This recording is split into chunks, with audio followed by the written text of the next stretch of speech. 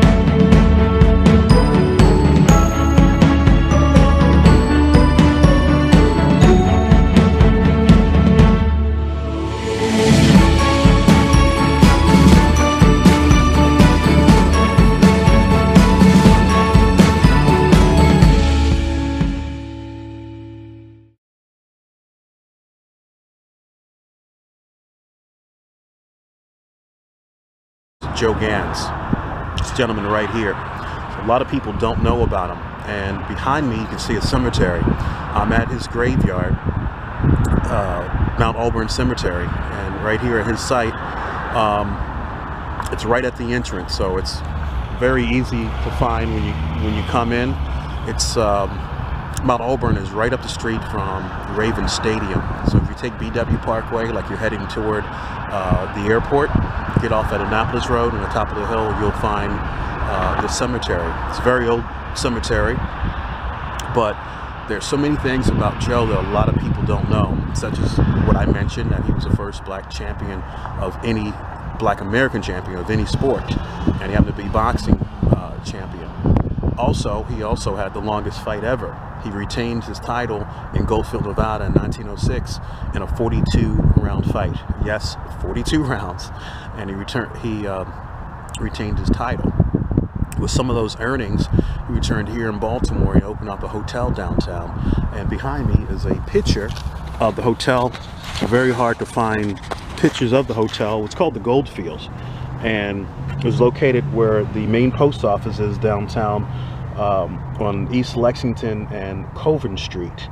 And he hired a young 19-year-old U.B. Blake to be his piano player at that time in 1907. And building got knocked down in 1960. I do have a historical plaque there as well.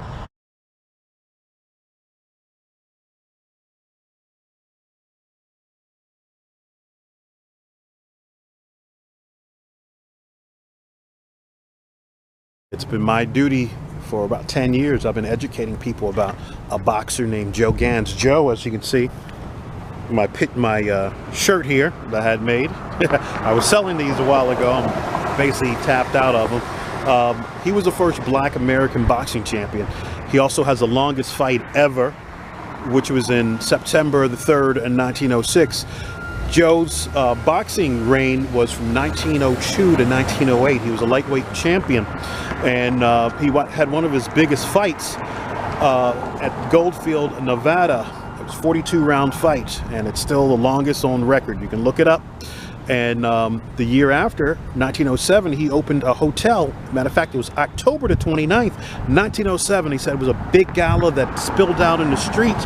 Behind me was where the hotel was, but unfortunately, the building was knocked down in 1960 to make way for the post office, the main post office here. Behind me is the present-day post office annex building. So I'm on East Lexington and Coven Street. At that time, actually Coven Street, which runs right in front of me, was called Chestnut Street, and then later the name was turned to Coven Street. But anyway, at this hotel, he hired a young 19-year-old U.B. Blake to be one of his piano players, and U.B.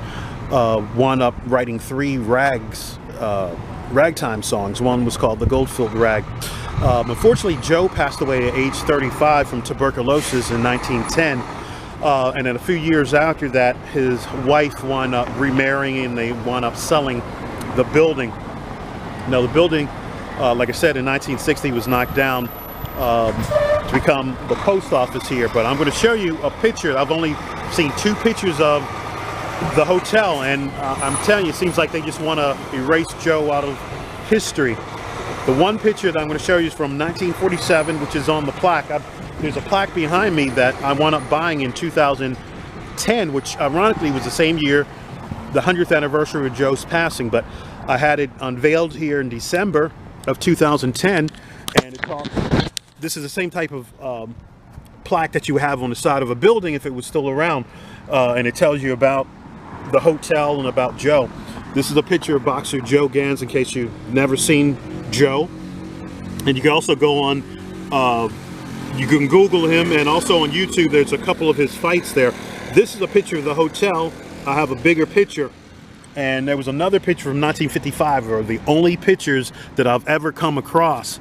And Joe wasn't just a sports athlete, he was a businessman. Like I said, to put his money into having a place like this, it was a hotel, and you get food and a nice restaurant. And unfortunately, later, like I said, in the 40s, the place became a grocery store at the bottom. This is a bigger picture of what it looked like, and it stood right behind me.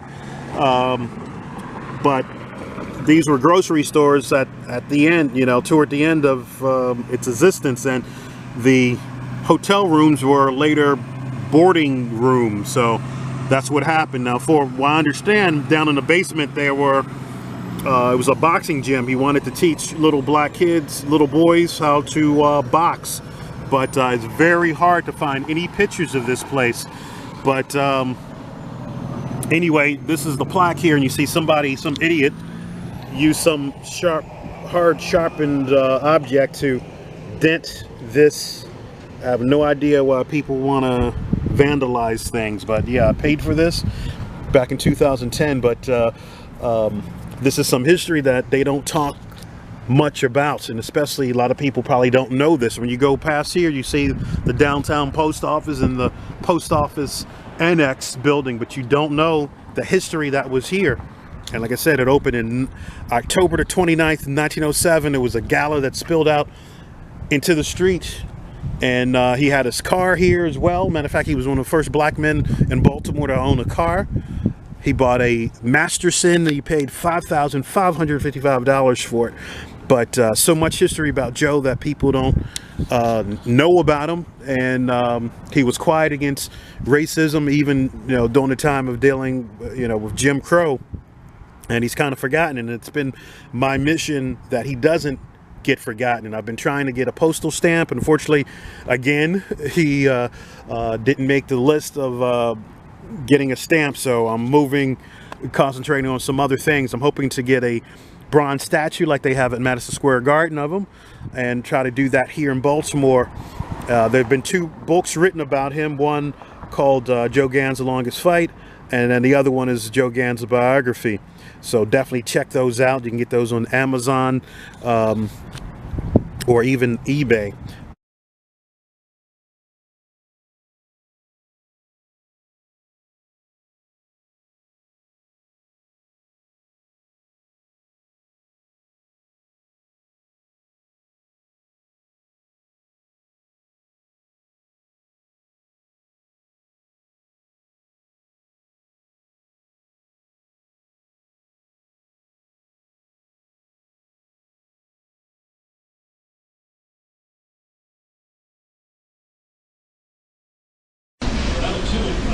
Hey, I'm Bill Gilday. I wrote this book, The Longest Fight. It's a two-pronged title. It means he had a 42-round fight, which is the longest fight in America in the modern age. It was fought in 1906. And And also, it's about discrimination. It's what it means to be a black person, a black boxer at the turn of the century. And as we know now, we have a long way to go. Joe Gans was from Baltimore. I'm from Baltimore, and I decided that it would be a perfect segue when I retired from the Washington Post to do Joe Gans. I looked for a person to do, and Gans was that person. I finally discovered that there isn't. I don't think there is any other person in Baltimore that I would rather do. And my hope is that a lot of people will come to recognize what a great athlete and what a great person Joe Gans was. He is in the Hall of Fame for a number of reasons. He fought a 42-round fight, which he won, and it's problematical, but he might have had TB when he fought that fight. He certainly had tuberculosis when he fought the next two fights against battling Nelson. He invented certain punches. He was a defensive fighter, and that is another reason he's in the Hall of Fame for his inventiveness. You can say that John Unitas was or was not the greatest quarterback of all time. But one thing is certain, he invented certain ways. He invented the 2-minute drill. So same with Gans. He invented certain punches. He had a great natural ability, and he did go very, very slowly with white guys because he didn't want to embarrass them. Well, he definitely went slow with white guys. He didn't knock them out in the first round, which he could have, but he carried them for a few rounds, then knocked them out. He didn't want to embarrass them. You could say a lot of Joe Gans's way of living was similar to John Unitas. You can say that John Unitas was the best quarterback of all time. Some will say John or Joe Montana or others, but the problem is that is a person's opinion. What got John into the Hall of Fame and what got Joe into the Boxing Hall of Fame was the fact of what they did for their particular sport. They invented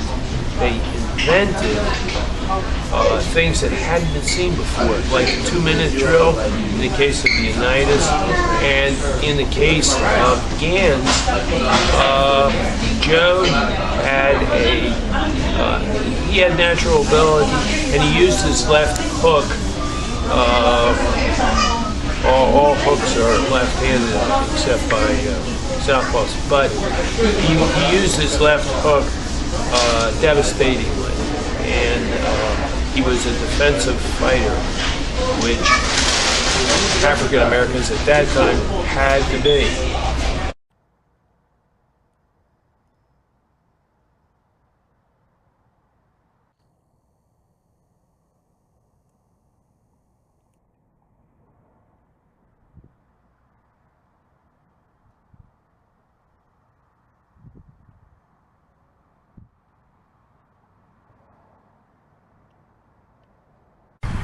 Sitting here next to Joe Gans' gravesite on a beautiful summer day in Baltimore, Maryland, at Mount Auburn Cemetery, leads me to want to read to you passage from the book,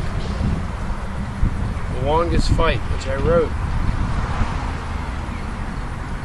Joe Gans was, by virtue of the 32nd knockout of Frank Earn in Fort Erie, Pennsylvania, in Canada, became the first black American to win a title.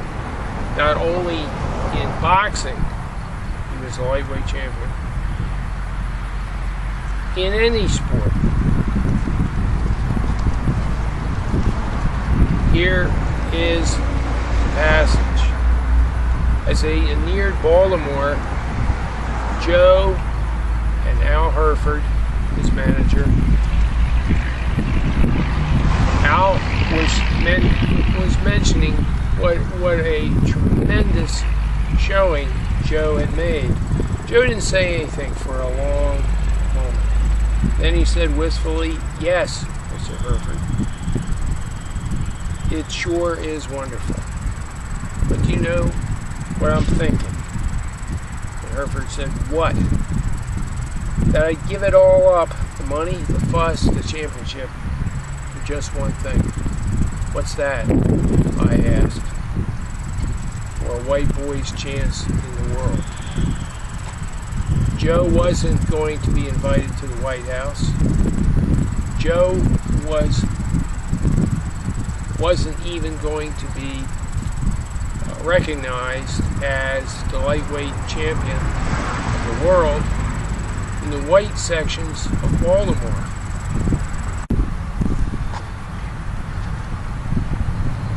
Archie Moore, Mike Tyson, Penny Leonard, they all came here to the gravesite of Joe Gans to pay their respects.